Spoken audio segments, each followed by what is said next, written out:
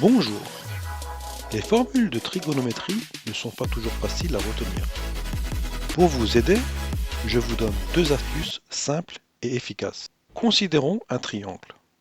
Bien sûr, ce triangle doit être rectangle. Dans les formules de trigonométrie, il y a le cosinus, le sinus, ensuite la cotangente, la tangente. Ça, c'est les inconnus que l'on recherche. Vient ensuite les grandeurs que l'on connaît. Côté adjacent, côté opposé, et enfin hypoténuse. Comme on peut constater, le vocabulaire employé n'est pas très simple. Je vais donc vous expliquer en essayant d'être le plus pédagogique possible. Reprenons donc notre triangle rectangle et considérons un angle qu'on va appeler X. Par définition, l'hypoténuse est le plus grand des côtés. Il est face à l'angle droit. Ensuite, il y a le côté adjacent qui, comme son nom l'indique, est adjacent à l'angle X. Enfin, le côté opposé, lui, il est opposé à l'angle X. Il est en face. Ça, c'est pour la définition des grandeurs que l'on connaît. Les différentes grandeurs que l'on recherche, cosinus, sinus, tangente et cotangente, sont données par ces formules. Et j'avoue que l'on peut s'y perdre.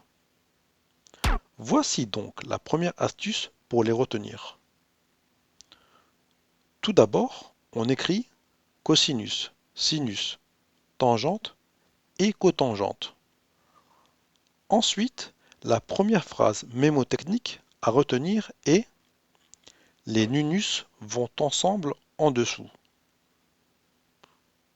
Nus est contenu dans cosinus, sinus et hypoténuse.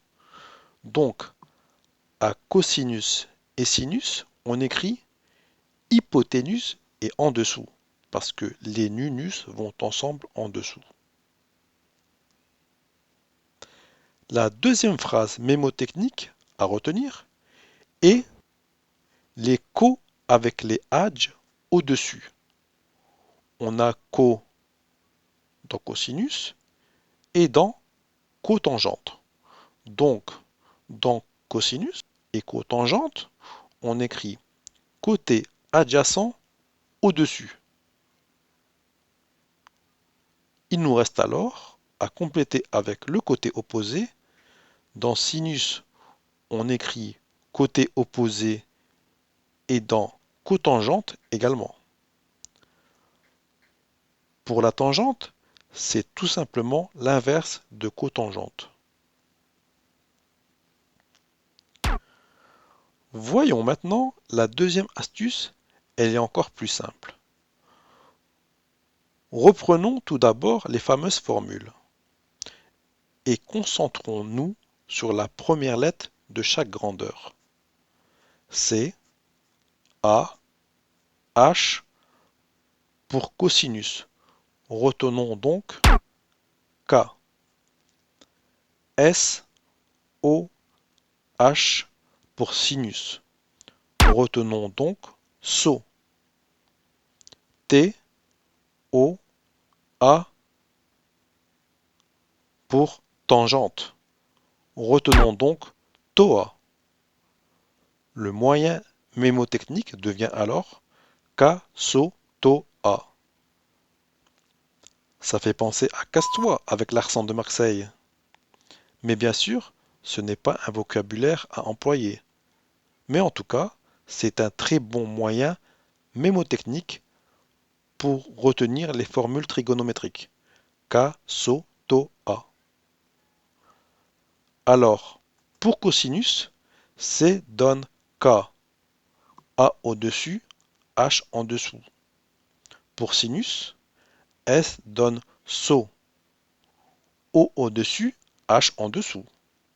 Pour tangente, T donne TOA, O au-dessus, A en dessous. Il nous reste à compléter A côté adjacent H, hypoténuse. O, côté opposé. Et bien sûr, pour finir, cotangente, c'est tout simplement l'inverse de tangente. Donc, cotangente égale côté adjacent sur côté opposé. J'espère que cette vidéo vous a plu et je suis sûr qu'elle vous sera très utile. Merci et à très bientôt pour une prochaine vidéo.